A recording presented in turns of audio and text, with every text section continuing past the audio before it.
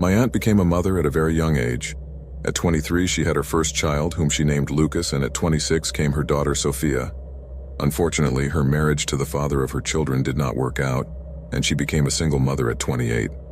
If there was one thing I knew about my aunt, it was that she loved her children more than anything in the world, and her whole life revolved around them. As Lucas and Sophia grew up, my aunt noticed that they both loved Halloween. Their faces would light up every time October 31st approached, and for her it was very exciting to make their costumes every year, as well as decorate the house. This was something she took great pains to do, and that is why her house was always the envy of her neighbors during that season. My aunt also had the habit of organizing a Halloween party at her house every year. At first it was just an occurrence of hers to do something fun with the other parents down the street. But after how much fun the first party was, it became a tradition. Everything was going great until their new neighbor, Mr. Gregor, arrived. This man was a bit odd. A guy who looked like he came from another era. He dressed as if he came from the last century and did practically everything the old-fashioned way. That is, while the others used modern lawnmowers, he preferred to mow his by hand, with a tool similar to an adze that was used in ancient times, and the same with everything. But those were not his only peculiarities. When you needed to talk to him about anything, he would tell you to write him a letter in your own handwriting. He was a very peculiar man. Once, she asked him, "Hey, Mr. Gregor, why do you shy away from modernity? The advancement of technology has made things so much easier today." Then this man looked at her with a serious expression that seemed to hide something else, and replied that the original way is always better. At the time, she didn't understand what he meant, so she just laughed and replied that there was no arguing. I guess to this day he regrets saying that. It was 2001 and October was fast approaching, so my aunt had started planning her now customary Halloween party. She had always been the hostess, so she sent out all the invitations by email, but suddenly she remembered Mr. Gregor. Even though he had no children, she thought it would be rude not to invite him, especially since he didn't seem to have many friends. So she decided to invite him to the party to see if he would be encouraged to socialize more, a decision she would regret for the rest of her life. Since she thought of him at the last minute, she didn't have time to write him a letter, so she decided to walk to his house and invite him in person. "Sorry to bother you, Mr. Gregor, but I always have a Halloween party in the neighborhood. Would you like to come?" My aunt had shown up at the neighbor's door, and he seemed a little annoyed just to hear the word Halloween. He replied with a raised eyebrow, "Halloween? Don't you mean Samhain?" My aunt, confused, could only say, "I'm sorry, I don't understand what you mean." Then he went on with his lesson and replied, "Samhain, the end of summer, the beginning of the dark half of the year. People just made up this Halloween nonsense, but its original name is Samhain." She was getting more and more lost, but just said, "Oh, I'm sorry. It's just something I do for the kids, and I thought you might be interested." As soon as my aunt mentioned the children, she noticed how her eyes lit up. "Children? Are they going to be there?" he asked, almost as if the word excited him. My aunt didn't understand why he was suddenly so interested, even though she knew he had planned the party for them, but she simply said yes. It was for the little ones. Then he stared at her and said, "Okay, I'll be there, but only to show you how Halloween is truly celebrated." And with that statement, he shut the door in her face. My aunt was still a little confused by the man's strange attitude, but figured there was nothing wrong with being different. After all, everyone has their quirks, so she didn't make a big deal out of it. "He's just a little weird," she said to herself, although deep inside she suspected there was something more to the man. The party started off great, as always. Luke and Sophia were enjoying their time, playing with their costumes with the other kids, while the parents chatted and laughed. Suddenly, in the middle of all the fun, Gregor appeared with a box full of strange candy, desserts he had never seen before. They were unwrapped, which struck her as a bit odd, but she tried not to think too much about it. At least she brought the little one something. She walked up to him and said, "Welcome, Mr. Gregor." But as she spoke to him, she realized that he wasn't paying attention to her at all. Rather, he was too focused watching all the children as they played, as if he was studying every move and every laugh. My aunt felt a strange sensation at that moment, but she couldn't even imagine how scary things would get that night. The way Mr. Gregor was watching the children sent a shiver down her spine, but she tried not to make too much of how strange this man was. She just asked him if those strange morsels he was bringing were candy. "Yes, he replied with a smile that gave her a bit of a fright. "Handmade sweets from my home village." "Great, I'll put them on the table," my aunt said, but he interrupted her. No, I'll give them to the children myself." And without waiting any longer, he walked away. Something in his attitude made her think it wasn't right, but before she could follow him, one of the children broke a vase and her attention was diverted to that. After cleaning up the mess, he was about to look for Gregor when he heard him shout at the top of his lungs, "Come here, children! I have magic candy for all of you, brought from my village." Immediately, all the children, including Luke and Sophia, rushed toward him as if hypnotized. Gregor was handing out his strange, traditional candies left and right, and the little ones wasted no time in devouring them, and it seemed that they were very tasty because all the children were happy eating them. At that moment, my aunt felt that maybe she had misjudged him, and that she had made a good choice in inviting him after all. But that was short-lived, because in less than 2 minutes, everything became chaotic. Suddenly, my aunt and the other parents realized that something horrible was happening. The children began to behave strangely, as if they were in some kind of trance. But suddenly they began to hyperventilate, and in the blink of an eye, several of them fainted and others fell to the ground convulsing. My aunt, totally terrified, ran to her own children, Lucas and Sophia, and grabbed them in her arms, feeling completely confused and frightened. "Somebody, please help me," she cried in desperation, as she saw other parents trying to carry their little ones towards the exit. But the doors were locked, and that only added to the desperation and panic set in within seconds. Suddenly, in the midst of the shouting and chaos, they heard Gregor saying in a deep voice, "Understand, this is part of Samhain." At that moment, the hall fell silent. Everyone looked at Gregor, and as if he had some kind of strange power, he began to walk back and forth as he spoke, more like a speaker than just a random neighbor. Then my aunt realized that the evening was not going to end the way she had hoped. Meanwhile, Gregor continued to speak in an almost ceremonial voice. "Rejoice. Your sacrifice will protect us from the shadows. So it has always been, and so it must be. The veil between the world of the living and the world of the dead is thin, and the journey must be swift. Never forget that death is part of life. Your sacrifice will be honored, and you will be reborn." Hearing those words, my aunt felt her heart sink to her stomach. She looked around and realized that her children were not moving. Confusion and horror were reflected on the faces of all the parents, who one by one began to cry and scream in despair as they tried to do something to save their children. It was at that moment that Gregor spoke again. "Don't cry. I did this for you, for us. It had to happen. They had to be sacrificed so that there would always be more children." Every word out of his mouth made the atmosphere become more tense, and suddenly, the horrifying truth about the homemade candy began to sink into everyone's minds. Without a second thought, several men rushed towards him and began to beat him. Doors exploded, and in the midst of the chaos, many emergency calls were made. Within minutes, police and paramedics filled the house, and everything felt like a nightmare. But for my aunt, the reality was even more brutal. She held the cold bodies of her 2 children in her arms, and the gut-wrenching pain of the dark reality in front of her completely devastated her. The following days were a whirlwind of questions and inquiries. She was called to testify, and before the police, she had to share her whole story. At the end of the investigation, she was informed that Gregor had Celtic origins and was one of those rare practitioners of Celtic paganism. An officer explained to him that Samhain was the origin of Halloween for the ancient Celts. For them, October 31st was a day when the veil between the living and the dead became very thin.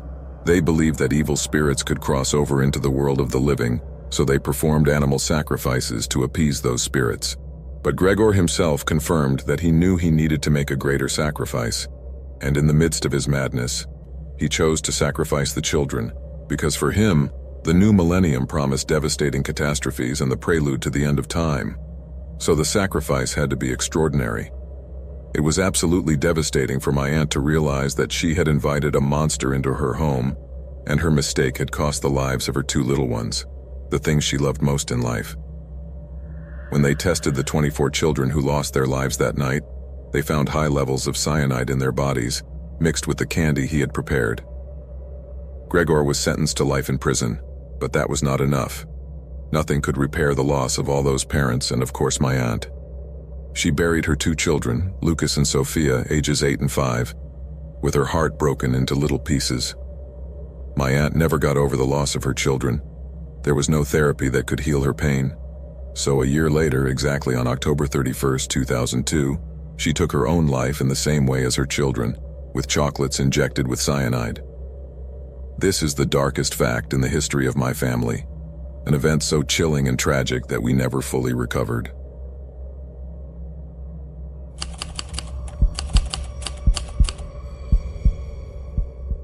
Halloween 2006 will always be etched in my head, but not exactly for the best reasons. My friends and I, a group of sophomores, were in the midst of transition. We were entering our teenage years, and naturally, celebrating Halloween wasn't the same anymore. Before, when we were little, we used to go trick-or-treating with an adult to accompany us. Later, between the ages of 12 and 14, we were allowed to go out alone to do the same thing. Now that we were 15, we thought we were definitely too old to be begging for candy on the street. Besides, there were no costume parties that year, at least none that we were invited to. So we felt a little lost on one of our favorite nights and had to find some fun. We could have opted to stay at one of us watching horror movies, playing video games, and eating pizza, but trick-or-treating had brought us up wanting to be outdoors on Halloween. That night before the 31st was a Sunday, and I remember it well because I was glued to Messenger all day waiting for someone to suggest something fun for the evening, but nothing. But just when I thought all was lost, suddenly Nico shows up with a backpack and tells us we could go to an abandoned school by the river where his friend Ben and his group were. They were a couple of years older than us and studying at another school, but we had hung out with them before a couple of years ago. Nico told us they were going to share a few packs of beer if we put up some money, and that sounded awesome. Who cared if we weren't at some boring Halloween party with other sophomores? These guys were going to have bonfire, music, and of course beer. My 15-year-old self was elated at the idea, but of course I had no idea how badly that night would end. Halloween night fell on a Monday, so all day at school, my friends and I were very excited. When I got home, I ate some dinner and finished my homework quickly, but just as I was starting to get ready to leave, my mom poked her head into my room and dropped a bombshell on me. She wanted me to take my little brother for a walk around the neighborhood so he could trick or treat. Great, I said wryly. That meant I'd be at the meeting place at least an hour late, and truth be told, I wasn't happy at all. But of course, like any good mother, she told me that was it or nothing. So with all resignation, I did as she asked, but trying to get my brother to do his quickly. After an hour and a half or so, I finally left my brother at home and shot off toward the meeting place, calling my friends to make sure they were there. They confirmed that they were, so I practically ran the whole way, hoping that there were still some cans of beer waiting for me. When I got there, I found myself in front of a dilapidated kindergarten, all fenced in and overgrown with weeds. From outside, I could already hear music and smell the smoke from the campfire, but I knew where to enter. Fortunately, I found a hole in the fence after a few moments and slipped inside quickly. But when I reached the group, I didn't see any beer, only what the others had in their hands. Then the guys told me that they hid the beers in an abandoned house just behind the fence, and since I was late for the meeting, it was my turn to go get it. One of the older guys said they were doing this in case the police showed up. The police wouldn't be able to take everything that was hidden, only what people had in plain sight. If we get arrested, we can run out and retrieve the beers later and continue our night somewhere else, he said. Sounds logical, I thought. So I headed where I was told through another hole in the chain link fence. I don't know why there were two abandoned properties so close to each other, but the back of the kindergarten looked directly into the yard of the empty house where the beers had been left. As I walked by, I noticed that everything was overgrown with weeds and bushes, so I had to carefully make my way through the underbrush as I approached the back door and a couple of large windows. It was quite dark, but I had a flashlight and was given instructions on where the beer was hidden. However, just as I approached the half-open door, I heard noises inside the house. As I put the flashlight down, I see someone appear in the doorway, limping and trying to walk fast. As he got closer, I recognized him. It was one of the guys from Ben's group, and I panicked. The guy looked injured and had an expression of absolute terror on his face. "Dude, help me. I'm too scared. I'm being followed. Help me," he yelled. I didn't have time or head to ask what was going on, but then I realized that something strange and definitely very bad was happening. The boy started screaming in desperation as something or someone tried to drag him back towards the house. I know I should have helped him, but there was nothing I could do on my own.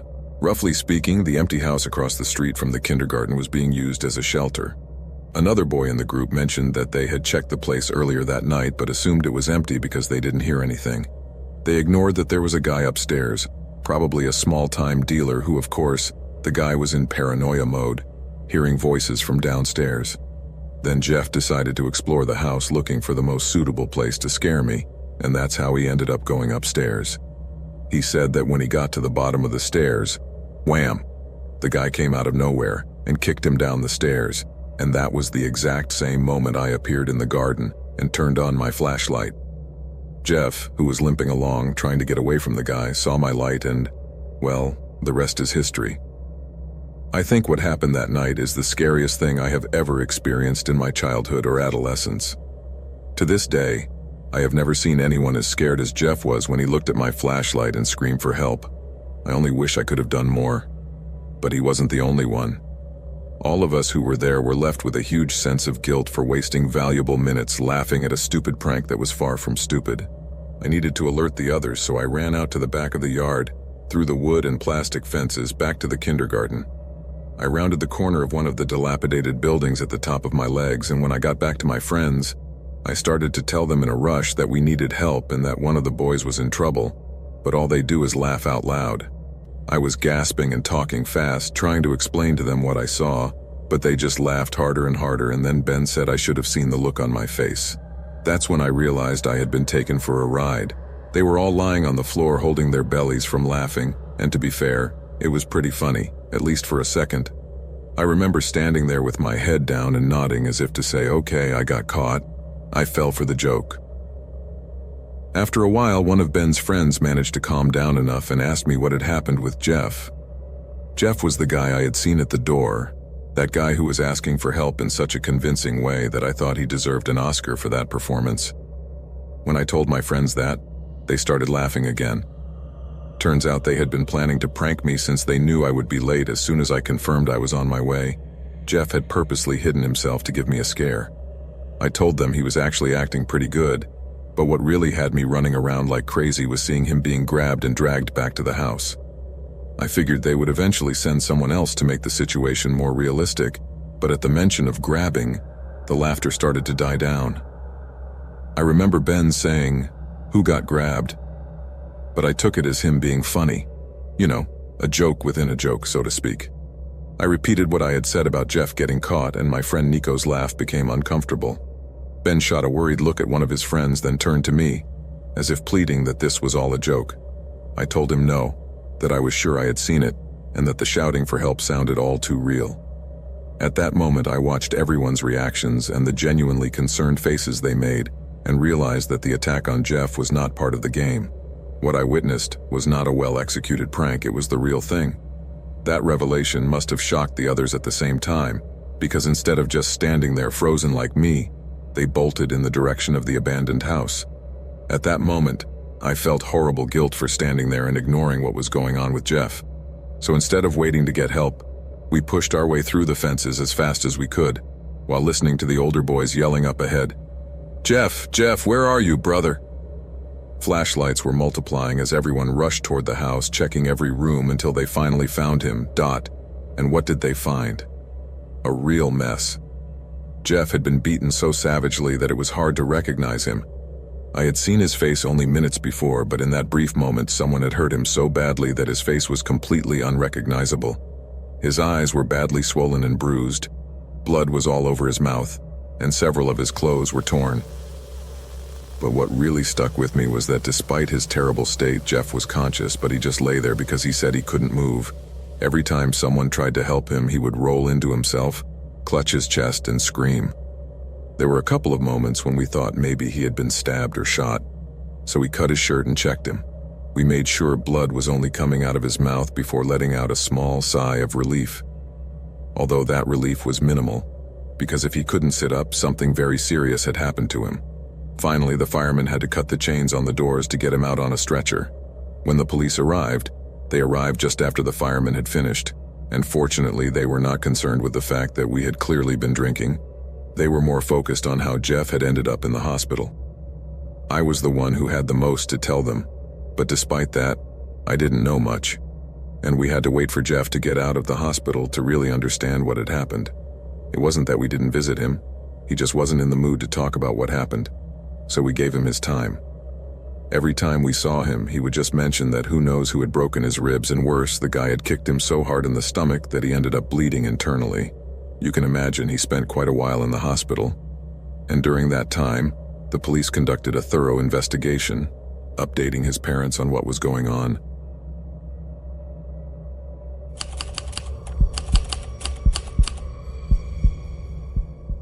My friends and I were on a candy-getting mission a few years ago when we were around 12 or 13.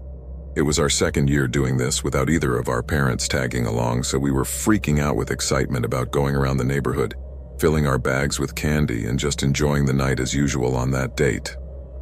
Every year before Halloween, we would organize a whole strategy for our trick-or-treating, making a list of houses where we hoped to get those coveted giant-sized chocolate bars, which were like the jackpot of the night for us. That year, they had finally finished a whole street of newly built mansions, and people were already living there, so we decided to start our adventure there, hoping the rich folks would be generous with the goodies. The place wasn't too far from my house, so we all gathered there, and after getting together and putting on our costumes, the best ones we managed to improvise in a hurry, we set out on the hunt for goodies. We passed a few houses along the way to add more candy to our haul, and when we finally turned onto the sidewalk leading to the new houses, something strange caught our attention. The place was empty. There wasn't a single child in sight on the street, which made us think that perhaps we were the first to try our luck out there. With a mixture of nerves and excitement, we rushed to the first house, where a friendly old man opened the door and surprised us by handing us each a full-size Hershey's chocolate bar. When we pulled out of his driveway, we were beside ourselves with excitement. We had started our night off on the right foot. The joy was short-lived, however, because when we rang the doorbell next door, there was no answer, neither the next one nor the one that followed. The night was beginning to feel a bit cold and empty now. One thing that frustrated us a bit about that street was that each house had a huge yard. That meant we had to walk quite a while between houses, and after knocking on about 10 doors without success, the feeling of wasting our Halloween was becoming more apparent among us. So we decided to try the biggest house of them all, which was glowing with colored lights, and there seemed to be a festive atmosphere there. As we looked up at the huge house, we looked at each other full of anticipation, so we agreed that we would start there. The house had such a long driveway that it looked like a royal road, and at the end of that road was an even larger entrance circle. As we approached, we began to wonder what kind of candy they might give us this time. Judging by how luxurious the house looked, it would surely be the most expensive and delicious sweets in the world. They would surely be giving away delicacies. That was what we had in mind. However, something in the air was strange. As we got closer, we began to hear some noises that didn't seem to be coming from the house. My friends and I shared uneasy glances as we continued to make our way down the long driveway. We finally reached the front door, and when the doorbell rang, we all held our breath. It was a few seconds that felt like an eternity, and as we stood there, we wondered if this mansion would be the one to finally change our bad streak that night. I mean, the chocolates at the first house were great, but then the whole tour was at a loss with the other empty houses. With each passing minute, excitement mixed with a little fear. So as we waited, we wondered if we had done the right thing by venturing into this new neighborhood. What we didn't know was that night still had many surprises in store for us. As we walked toward the house, I noticed a woman watching us from a small window next to the door. But as soon as our gazes met, she immediately backed away. I assumed she was aware of the trick-or-treating children and was a little relieved to see that someone was home. After about 5 or 10 minutes or so, the door finally opened and we saw a middle-aged woman peek out. A little further back, there was the same woman I had seen at the window, an older lady with a friendly smile. At that moment, we all shouted, "Trick or treat," in unison, and they both looked at us smiling before opening the door wide. And what we saw inside was simply amazing. A huge round table filled with every kind of goodie you can imagine. It was like they had emptied an entire candy store. I couldn't believe someone would spend that much money on Halloween. But hey, considering the house, I guess it made sense. "Come on in, take your pick," the woman told us kindly, and without a second thought, we all rushed to the table for the candy. That was a feast of colors and flavors. At that moment, we were the happiest kids in the world, and we were totally mesmerized, ecstatic by the amount and variety of goodies on that table. However, as I was filling my bag like there was no tomorrow, we suddenly heard a loud bang behind us. The door had suddenly closed. Hearing the boom of the door closing, we all turned to look and saw the woman who greeted us right next to her, still smiling, but now something in her expression had changed. "Wait a moment. I'm going to get a dessert I forgot," she told us, and before we could react, she quickly left the room. This immediately gave me a bad feeling, not like I knew something bad was happening, but like my instinct was telling me to be alert. Suddenly I looked around and alarmingly noticed that the other woman was no longer there. It was a moment that left us paralyzed. It definitely wasn't right. We all started sweating and felt a kind of panic come over us. Then footsteps began to approach from the end of the long hallway, and without thinking I ran out to the door and flung it open. "Let's get out now," I shouted to my friends, and without hesitation, we all dashed a million miles down the driveway, feeling the cold night air filling our lungs. As we ran to the exit, we could hear the woman from behind us telling us to wait, but we didn't stop until we reached the safety of my house. Once inside, we sat in the doorway, our hearts pounding and a million questions in our heads. What had that been? Why were those women looking at us like that? What were they planning to do with us? We had no idea, but somehow we knew there was something sinister about those women. My friends and I thought about telling my parents, but in the end we decided it would be better not to say anything. We knew we would only get yelled at for recklessly entering the house of strangers, even though we had always been warned about it. After a few minutes of awkward silence, we decided to resume our trick-or-treating, but this time we were much more cautious. We walked as a group and always looked around, making sure we weren't alone on the street, and we didn't stray too far from my house either. That was definitely the strangest and scariest Halloween experience of our lives. Since then, every time October 31st approaches, my friends and I can't help but bring up that night. We all speculate about what the women wanted and what it would have been like to stay at their house for dessert. Sometimes, I wonder if they were actually preparing something more for us than they seemed to be, and I shudder just thinking about it. Never in my life have I been so happy to return to the familiar after that madness.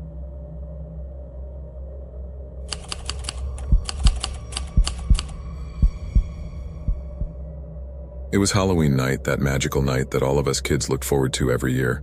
I was 12 at the time, and my sister Tammy was 11. We had been wandering around the neighborhood with some friends looking for a good haul of candy, but the reality was that our candy bags were almost empty. This always happened.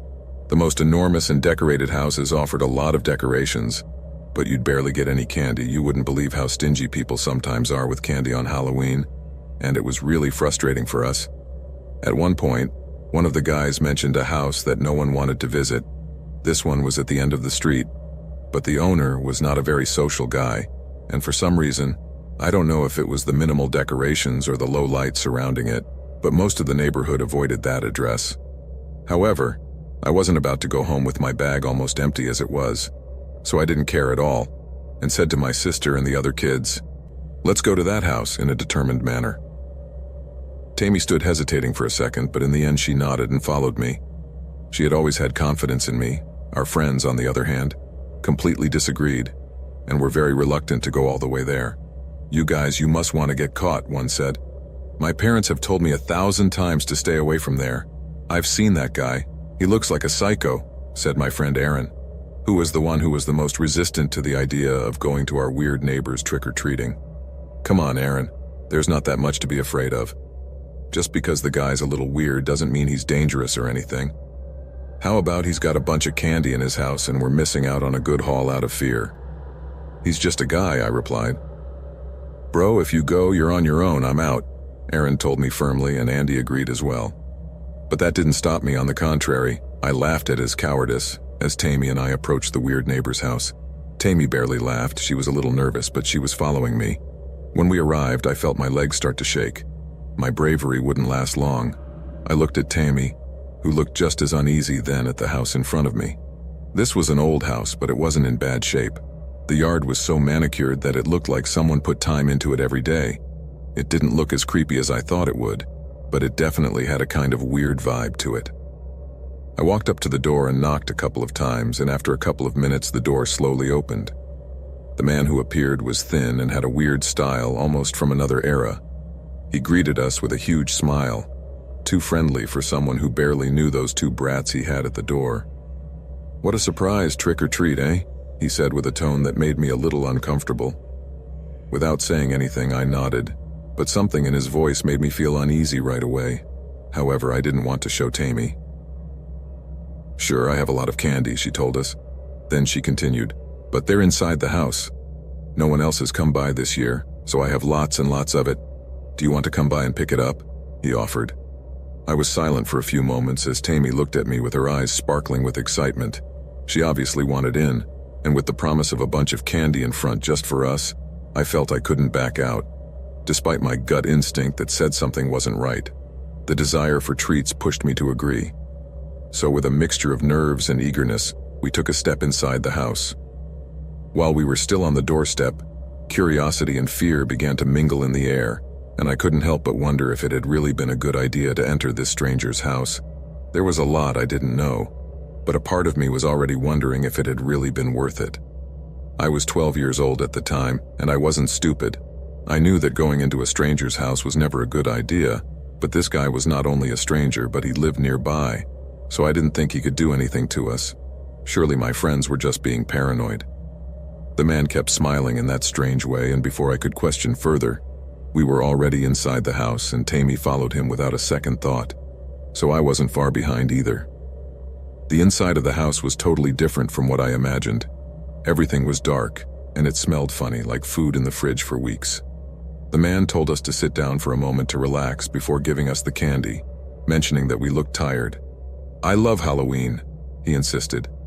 "Don't you love costume night, candy and friends? It's pure fantasy and wonder." I couldn't help but notice that his words sounded exaggerated, as if he was trying to fake an emotion. "Yes, we like it too," I replied, more nervous than excited, but the way he spoke gave me a bad feeling. "Oh, I love stories. You guys like stories, don't you?" he said. Tammy and I exchanged confused looks. "I guess I do," I replied, but something didn't feel right. The man burst out laughing, and his soft chuckle made me uncomfortable. "My favorite story has always been Hansel and Gretel, you know, those two lonely but brave kids. You guys would be perfect to play them," she continued. Tammy and I were at a loss to understand what he was talking about. We had never read the story, we only knew the title, but before we could ask, the guy headed for the kitchen and motioned for us to follow him. My stomach began to churn, but we were already too deep into all this. "Come, I want to show you something," he said. The kitchen was small, and the first thing I noticed was a huge oven in one corner. The man was looking at it as if it were his most precious treasure. "This is my oven. It's very similar to Hansel and Gretel's, and the best part is that it works perfectly. Do you want to see it?" Before I could answer, he turned on the oven, and immediately an intense heat filled the room. Something wasn't right. This was all that kept repeating in my mind since we entered that house. I wanted to get out, but I didn't know how. It looked like we were going to have to hold on while this guy showed us all his appliances. Tammy looked at me wild-eyed, clearly scared. Suddenly, the man grabbed her arm. "Come here, little Gretel. I'll show you what history was like." Tammy screamed in pain as he tried to drag her towards the oven. My eyes widened like saucers as I saw what he was doing. The guy opened the oven door with one hand while trying to pull Tammy inside with the other. I immediately lunged at him, trying to get him to let go, and although we both struggled with all our might, he was too strong and kept pushing her desperately. Tammy's screams echoed throughout the house as I kept trying to get him to let go. Tammy was not only crying for help, she was also screaming in pain, both from his grip and from the searing heat of the furnace she was too close to. I started to look around the kitchen for something to stop it, but all I found was a plate on the table. Without thinking, I grabbed it and smashed it against the man's head. As I did so, he screamed very loudly, and not so much from the pain but from the fury on his face. At that moment, Tammy fell to the ground, trying to escape, but instead of giving up, the guy turned to me with eyes full of a rage I had never seen in anyone. In an instant, I knew that the situation was becoming more dangerous than I had imagined, and I had to act fast. The man now had me by the arm with brutal force. I felt his fingers dig into my skin as if they were asking him to break my bones. Tammy, instead of helping, was on the floor crying in sheer terror as I confronted the psychopath. He took a few steps, pulled a knife out of a drawer, and began to threaten me with it. The knife was so close to my arm that I could feel it. I was about to lose my life, but suddenly, we heard a bang and the front door burst open. The man stopped and looked at the entrance, confused. At that moment, I saw my parents and the other adults come in like a mob, and they all rushed at the man. My mother yanked me out of his grip while my father and the others held him down. The guy was screaming and struggling, but he was no longer in control. The man shrieked as if he was the victim. "Who do you think I am? I wasn't going to eat them. I just wanted to cook them like in the book. I promise I was going to give them back. Stop hurting me," he was saying as a policeman handcuffed him and took him away. Suddenly, in the midst of the commotion, I looked around and saw that Tammy was still on the floor in our mother's arms. She was very shocked and crying, but alive. I was shaking and in shock. I couldn't believe what had just happened. Then we found out how my parents arrived just in time. It turns out that our friends, who didn't want to go into the house, got scared when they saw we weren't coming back and ran out to tell their parents. Within minutes, they were organized to look for us, and it wasn't long before they heard Tammy's screams. The man was arrested, but was later referred to a mental health facility because, as far as I knew, he was suffering from schizophrenia and had been off his medication for several years. Fortunately, we never heard from him again, and no one in the neighborhood ever mentioned his name again. The house where he lived was rented, and sometime later it was sold to a family of Jehovah's Witnesses, who moved in as if nothing had happened.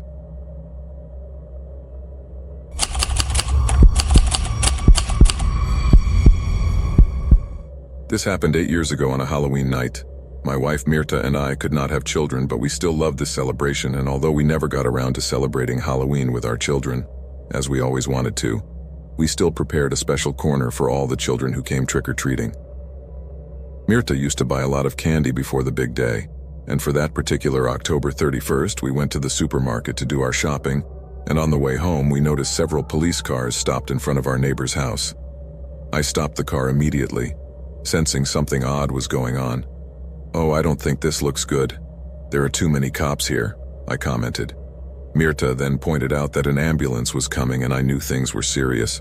A group of people were decorating the streets for Halloween, but now everyone was gathered in the house watching what was going on. Suddenly, 2 policemen came out of the house, and we heard a woman's heartbreaking cry. "My God, my poor Elliot, I want him back. God, please give him back to me." It was Mrs. Julia, who seemed to be on the verge of madness.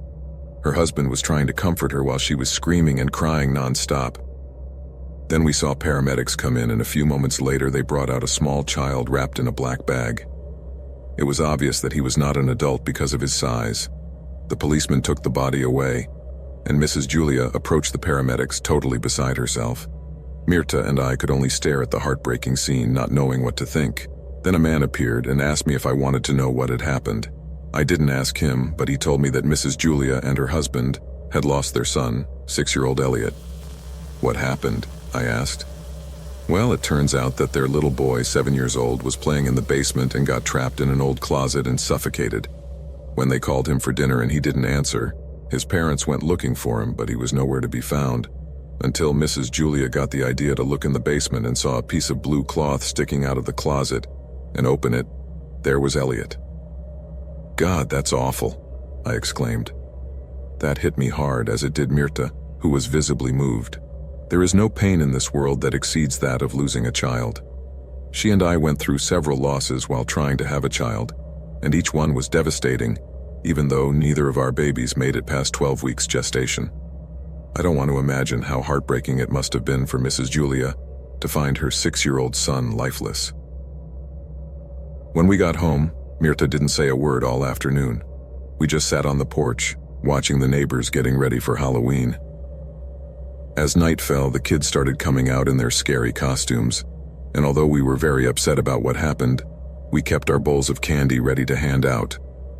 After handing out candy to the trick-or-treaters, Mirta closed the door and looked at me. "You know, Johan, I just thought of something," she said. "I just thought of something," she said. "What is it, honey?" I replied. "It's a relief that we don't have children because I don't have to worry about losing them. I can't imagine the pain Mrs. Julia is feeling right now." At that moment, I could see in my wife's eyes that she couldn't stop thinking about what had happened. I hugged her and gave her a kiss on the forehead. "Come on, love, it's time to go to sleep."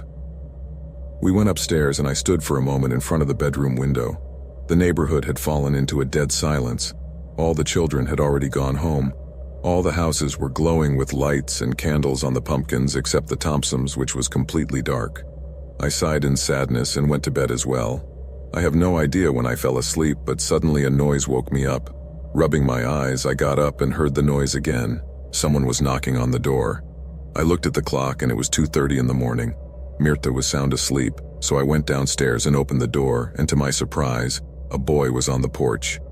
He had on a blue t-shirt, white shorts, and was holding his head down so I couldn't see his face. It caught my attention that he was in costume and was trick-or-treating so late. "Hey kid, what are you doing out at this hour? Do your parents know you're here?" "No," the little boy replied in such a strange voice. "Are you okay, little boy?" At that moment, the boy raised his head, and when he did, I almost had a heart attack. His skin was pale, like a blank sheet, and his eyes were completely black, darker than night, but not his irises. I mean, the whole eye socket was black, as if instead of eyes there were only 2 black holes in his face. Wow, now that's creepy. Good idea for Halloween, kid. Now he understood why he hadn't bothered with the costume, that makeup alone was all the spooky needed for Halloween. "But I'm hungry, can I have some candy?" He opened his hand as he said this. "You're way past your time, little buddy, but let me see what I've got something. Wait here." The boy bowed his head again and stood still as a statue. I thought his costume was scary, but he was acting even stranger. I went to the kitchen and found a half-eaten chocolate bar. It was the only thing left of all the candy we had bought. I grabbed it and went back to the door, but the boy was gone. "Hey, I have a chocolate for you. Take it and go home. Your parents must be worried," I yelled, but nothing. I was thinking about how weird everything was just when I heard giggling and running footsteps in the basement. "What the hell?" I thought. I turned and walked to my basement, opened the door and yelled, "Get out of there, kid. It's too late to play in here. Come on, I'll take you home." I couldn't see anything. It was pitch black, but when I turned on the light, surprise, it didn't come on. I remember it was working fine in the evening, so that was strange, as was the fact that that little fart could have gotten into my house without me noticing. Thinking it might scare the kid, I grabbed a flashlight and went downstairs to the basement. 2 white sheets were hanging at the end of the space, and when I shone a light on the place, there was the boy, grinning in a creepy way. "Okay, it's time to go home, little ghost," I said. I walked over to the sheets, and as I moved them, all the hair on the back of my neck stood up. I was alone in the basement. The boy had disappeared. It was just then that I heard another laugh, and as I turned around, I saw the boy right behind me. His hair was a mess, his skin was extremely pale, and something black and thick was dripping from his eyes. The boy snatched the chocolate bar from my hand, and as he did so, I felt his almost icy coldness emanating from him, and this unnerved me. "Who are you?" I asked him. He didn't answer right away, but then he said, "I'm Elliot Thompson. Can you take me home? I think I'm lost. Can you help me?" That's the last thing I remember about that encounter. I don't know what happened next because I passed out at that point. When I woke up, it was daylight and Mirta was there, astonished, wondering why I was sleeping in the basement. I was very disoriented, but it was long before the memories of what had happened in the night hit me. I couldn't tell my wife what I had seen, so I excused myself by saying I went to get something, and in the dark I hit myself and passed out. I had heard stories of these black-eyed children before, but I had never been that close to one. I don't know why poor Elliot became one of them, but I guess he died trapped in the dark, and that's the reason. But I don't know too much about those things, I just know it was very scary.